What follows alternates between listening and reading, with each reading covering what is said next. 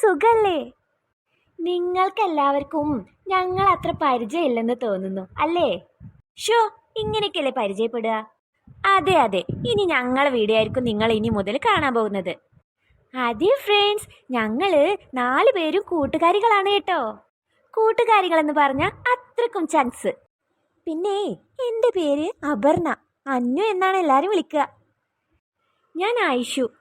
ഞാൻ സുമി. ഞാൻ ലക്ഷ്മി. എന്നെ ലച്ചു എന്ന് വിളിക്കും.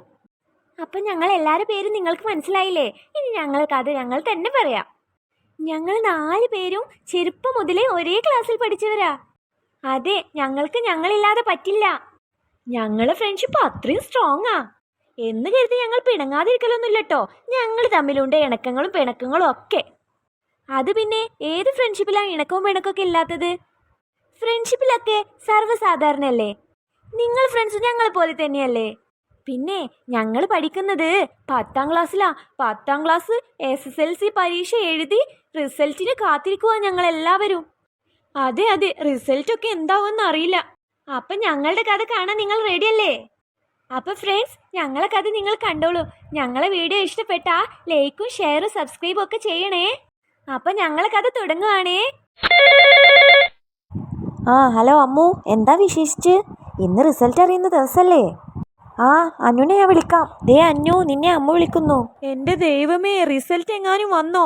ഇത്ര പെട്ടെന്നോ? മണി 1 ആയുള്ളൂ. 2:30 പബ്ലിക് ചെയ്യുന്നു പറഞ്ഞേ. ഇനി നേരത്തെ എങ്ങാനും പോന്നോ? ഹലോ എടി അന്നു, നീ ടോയ്ലറ്റിലായിരുന്നോ? ഒന്ന് പോടി കഴുതേ, നീ ഇത് പറയാനാണോ നീ വിളിച്ചേ? റിസൾട്ട് അറിയുമ്പോൾ മാത്രം വിളിച്ചാൽ മതിയെന്നല്ലേ നിന്നോട് ഞാൻ പറഞ്ഞേ. എടി, എനിക്കാകെ പേടിയാകുന്നടി. എല്ലാരും വിളിച്ചു ചോദിക്കും. കോപ്പ് തട്ടിമുട്ടി അങ്ങ് പാസ്സായാ മതിയായിരുന്നു. ഭൂഗോള സ്പന്ദനമായ മാത്സിനെ കുറിച്ച് ആലോചിക്കുമ്പോഴാ പ്രശ്നം. പണ്ടാരം എന്തൊക്കെയാ എഴുതി വെച്ചിരിക്കുന്ന തമ്പുരാൻ തന്നെ അറിയുള്ളൂ. പാസ്സായാ മതിയായിരുന്നു. അപ്പൻ നീ വായ വെക്കേണ്ടി വരുമോന്നാവോ? അപ്പൻ എന്നെ കൊല്ലും. പാസ്സൊക്കെ ആകൂടി. ലിബറൽ ഇവാലുവേഷൻ എന്നാ പറയണേ. ടഫ് അല്ലായിരുന്നോ? ഞാൻ പൂജാമുറിയിൽ 4-5 തിരി ഒക്കെ കത്തിച്ച് വെച്ച് ഒക്കെ പ്രാർത്ഥിച്ചിട്ടുണ്ട്. കൈലാസനാഥൻ വിളി കേൾക്കാതിരിക്കില്ല. ഒന്നും അല്ലേലും നമ്മളെല്ലാവരും കൂടി ചേർന്നിരുന്ന് അവസാനം വരെ കണ്ടു തീർത്ത സീരിയൽ അല്ലേ അത്? ഇവളെ ഞാൻ അല്ലെങ്കിലും പൊര കത്തുമ്പോ വായ വെട്ടണത് നിനക്ക് പണ്ടേ ഉള്ള സ്വഭാവാ. അതെ, ബാക്കി 2 എവിടെ? അവരുടെ ഒരു വിവരം ഇല്ലല്ലോ. നീ റിസൾട്ട് പറയാൻ മാത്രമേ വിളിക്കാവൂ എന്ന് പറഞ്ഞു കൊണ്ടാ അവൾമാരൊന്നും വിളിക്കാത്തത്. ലച്ച് രാവിലെ വിളിച്ചായിരുന്നു. അവൾ ആകെ ടെൻഷനിലാണ്. അവളുടെ അച്ഛൻ പട്ടാളത്തിനെ നിനക്കറിയല്ലോ. പോരാത്തതിന് അവളുടെ ഏട്ടനും അർജുന് കാലൻ അങ്ങേരും ലീവ് എടുത്ത് വീട്ടിലുണ്ട്. പാവം ലച്ചു. ചുരുക്കി പറഞ്ഞ അവളെ ചുവരിൽ നിന്ന് വടിച്ചെടുക്കാം അല്ലേ? സുമിച്ചിയോ? സുമി എവിടെ? അവളുടെ രസം. അവള് ഭക്തിമാർഗം സ്വീകരിച്ച് രാവിലെ തന്നെ അമ്പലത്തിലോട്ടൊക്കെ വെച്ച് പിടിപ്പിച്ചിട്ടുണ്ട്. എൻ്റെ ദൈവമേ, ഇതൊക്കെ എപ്പോ സംഭവിച്ചു? ഇനി പറഞ്ഞിട്ടൊന്നും കാര്യമില്ല. എങ്കിൽ ഞാൻ പിന്നെ വിളിക്കാട്ടോ. അമ്മേ, അപ്പൻ എന്തിനാ റിസൾട്ട് നോക്കാൻ അർജുൻ ചേട്ടനെ ഏൽപ്പിച്ചേ?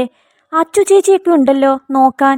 അല്ല പിന്നെ അമ്മേ സുമിയൊക്കെ അവൻ്റെ കയ്യിലല്ലേ കൊടുത്തേ? അത് പോട്ടെ, നീ വല്ലതും തിന്നാൻ നോക്ക്. എനിക്ക് വേണ്ട. റിസൾട്ട് അറിഞ്ഞ് ബോധം പോയി ചിലപ്പോൾ തിന്നാൻ പറ്റിയില്ലെങ്കിലോ? എടുത്തോ അമ്മേ, ഞാൻ കഴിച്ചോളാം. അയ്യോ, 2 മണിയായി. എൻ്റെ ഭൂലോക സ്പന്ദനം എന്താകുമോ എന്തോ. ദൈവമേ കാത്തോളണേ.